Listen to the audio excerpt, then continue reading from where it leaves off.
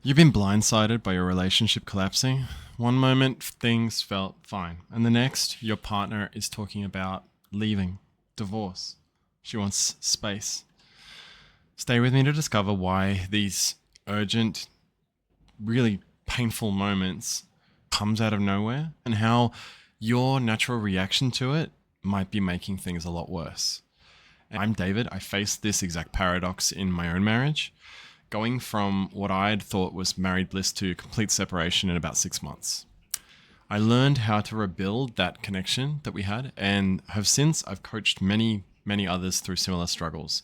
So I'm going to explain 3 hard truths, starting with recognizing the shock that happens, this call, we've got to do something, and then identifying the insidious traps that actually make us hesitate and get us stuck, ending with how to fully commit to the journey that you need to walk on to actually rebuild your family. So, that shattered, ordinary world. This is where we really go from feeling pretty fine to falling apart in just the space of a few months and weeks. This is where we recognize that we have to do something. There's this call to go on this adventure. So, this is how it goes. We start out in this familiar, ordinary world. Kids off to school, doing things around the house. She's off to work. You're off to work. You do stuff together on the week. It's normal. And often in this time, many years into the marriage, you're mostly worried about other people. You think, I hope my friends are doing okay. You're not really worried about yourself. You think everything's going all right. But you're blindly missing all the cracks that are forming in your foundations. And this was definitely me. I probably had signs from about 2018 onwards that things were starting to crack. We'd had 2 children, 2 beautiful children by that point, and the little tiny signs were starting to form. And then obviously things didn't collapse until 2021. So the cracks form and then we just try and push it out of our mind. This is where we go through all our own oblivious daily stuff, our work, our hobbies, we hang out with our friends. Maybe we even push things under the rug a bit. When we do have an argument and when some cracks do form, we're a little bit defensive and we say, oh, whoa, where did this come from? And we let it settle again. We believe that if we're still intimate, like we're still sleeping together, and we're still talking, she told me about what the kids were up to. And so there's nothing to worry about if that's the case. It's like you can't see the icebergs, so there's definitely no worries steaming through the Atlantic at this speed. So it's a little bit like the proverbial frog in slowly boiling water. You were the frog. This is where the discomfort of that water getting hotter and hotter, it creeps up really gradually. Then what happened probably to you and what certainly happened to me is this unfamiliar. Suddenly my wife was depressed. I had to carry her home from a dinner, a double date with friends. She suddenly drank a lot more than normal and it was surprised the heck out of me. I had to carry her to the car and she was crying the whole way back to the car. And so this fracturing of the order where you first realize something's really wrong. And it threatens to turn that normal world, like the white picket fence, upside down. It might look like your partner suddenly saying that she's depressed like it was for me, or blowing up at you all the time, or even saying that she'd like a divorce. I think we should take some time apart, or maybe you should stay on the couch. These kind of things, right? This is where the call of this hero journey really first makes itself evident. It's the point where you know that you have an option of deciding to do something about it anyway, even if you don't know what to do yet. This is where this call compels you. But at the same time, it's dark out there, you know? At the time, I was almost 40 and like suddenly needing to reevaluate my marriage and needing to battle with all of these things and think about, I've got work stuff to worry about and there's kids stuff to worry about and so there's bills to worry about, and then suddenly you're filled with this fear and doubt. You're not sure if you can save it. You're not sure if you can do anything to fix the relationship. You ought to try, right? You know that many people fail. You know the divorce rate. Everyone talks about the divorce rates being so high, right? But this fear of the unknown, of like not really getting what's wrong, not really getting why this is happening, it often leads us to hesitate. Why do we resist taking that first crucial step to actually do something about it? Well, What happens? Why we hesitate? Step 2 of this video is that we're going to talk about the urgency trap, this deceiver of greed and this urgency trap. So we only really hear the call loudly when the pain of living our current life, the pain of what's going on, the pain of all these changes rapidly happening, it exceeds the pain of change, because change is painful. We are comforted by routine. We're comforted by things staying the way they've always been. And the pain of living our current life is way too high, and suddenly the pain of change looks smaller by comparison. That's when we really hear this call. But it's still a really deep dichotomy, right? Where you're at once feeling drawn towards and repelled by the same feeling. You know that you need to do something, but you're afraid to open that can of worms. So this inner conflict, it's largely due to this deceiver of greed that I talked about, the voices of that, which we all have them. These are just like animal instincts, this desire for things to be a certain way, desire for us to have that security and that control. That's what I'm talking about here. We all have that. It's normal. You're not acting like a crazy person. Everyone would feel that way in your shoes. So these voices make you feel that the outcome, the destination, fixing this is very important and it's urgent, and they demand that you act now. Okay?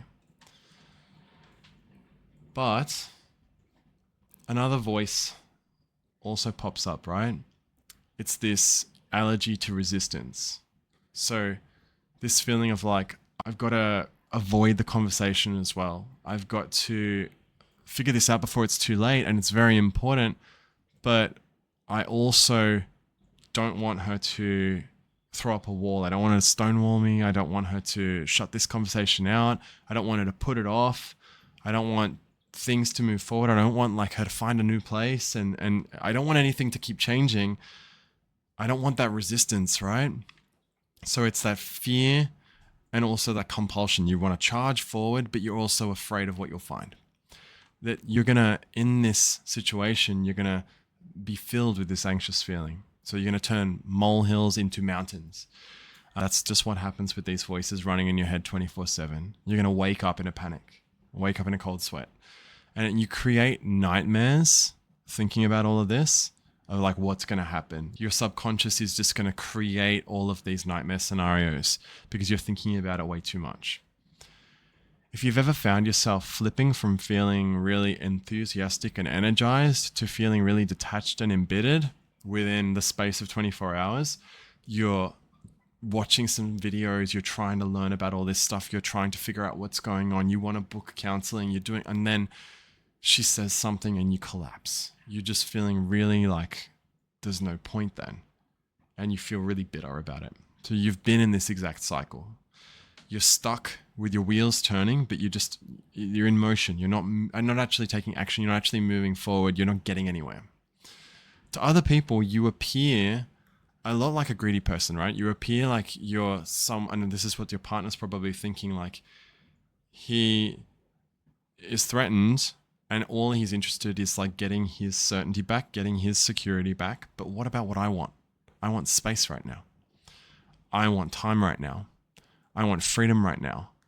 I want peace and quiet right now. But you want the exact opposite.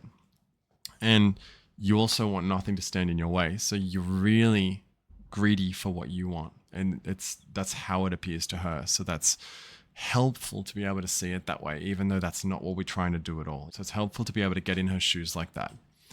So these really powerful impulses, they can keep us paralyzed. But in order to become the hero who can actually save your relationship, in order to, like, this is the path that I had to walk on to try and put all the kids back under the one roof to get us back together. Okay. I had to learn to recognize these voices when they were popping into my head and find a clear path forward, some action that I could take, even when I didn't know the way yet, even when I didn't know exactly how to fix the relationship yet. I still needed to find a clear path and walk that instead of letting the voices take over. So this is where step 3, we're going to talk about how your hero journey can actually begin. So that thing that we're going to shift to is that hero journey. How can we actually get started? How can we answer the call?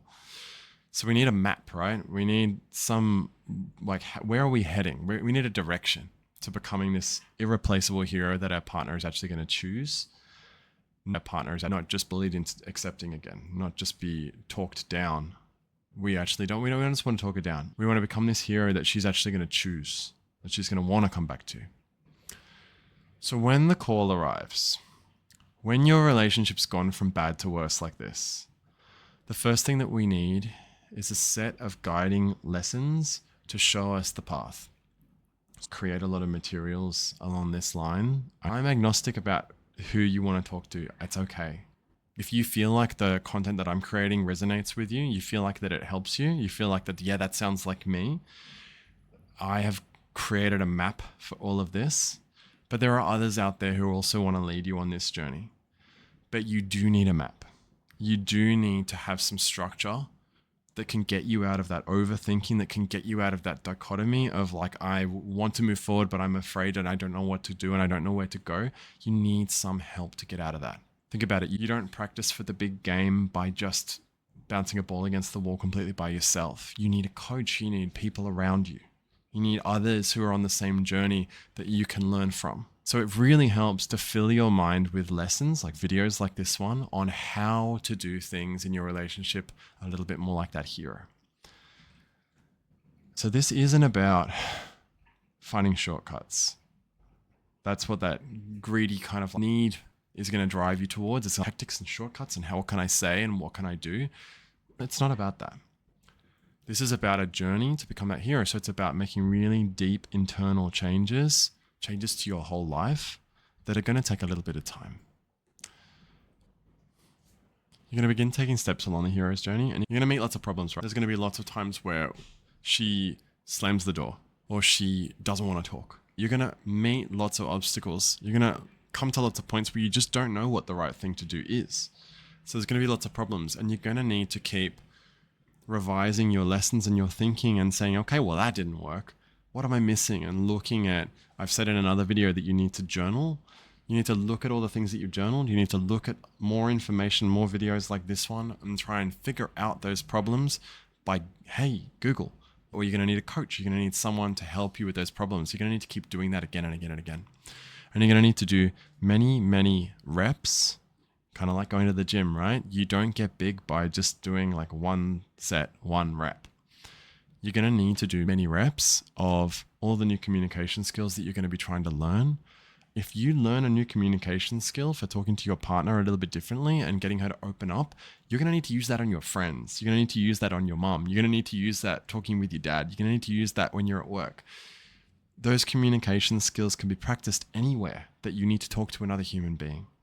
So when you actually talk to your partner, you've got a lot of reps under your belt and you're okay with speaking naturally in a way that's a little bit different from how you've always talked with her. You're going to need to learn to shift a lot of your beliefs that you've had, a lot of your old beliefs that have not been helping you, that have actually been making you more susceptible to those deceivers. You're going to need to be able to shift some of the ways that you look at things so that you can show up not feeling so sad, bad, or mad at your partner. And that can put you in a place where you can be pretty much unstoppable. If you can show up, creating an environment where you are cheerful, where you are warm, you're very safe then, right? Your partner can start to open up. So that's going to make you unstoppable.